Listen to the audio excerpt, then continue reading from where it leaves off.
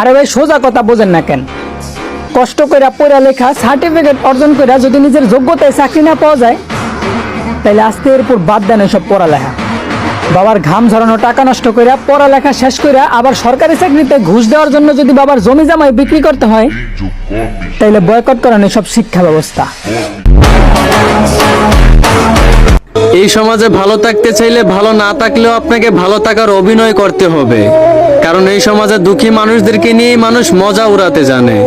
এই সমাজে মানুষের ভালোবাসা পেতে চাইলে সত্যিটা জানাও আপনাকে চুপচাপ থাকতে হবে, কারণ এই সমাজে মাথা উঁচু করে উচিত কথা বললে মানুষ আপনাকে ঘৃণা করতে শুরু করবে। এই সমাজে সুদখোর ঘুষখোরকেও আপনাকে সালাম দিয়া সম্মান করে চলতে হবে, নয়তো সমাজের মানুষ আপনাকে বেয়াদব আপনার পেছনে সমালোচনা শুরু করবে। এই সমাজে কিছু মানুষ সুদের টাকায় বাড়ি গাড়ি কইরা ভালোই আছে বেশ, আর কিছু মানুষ দুই বেলা না খেতে পারে তাদের জীবনটা হইতাছে শেষ। বড্ড আফসোস লাগে। এইটাই নাকি আমাদের সমাজের সুন্দর পরিবেশ।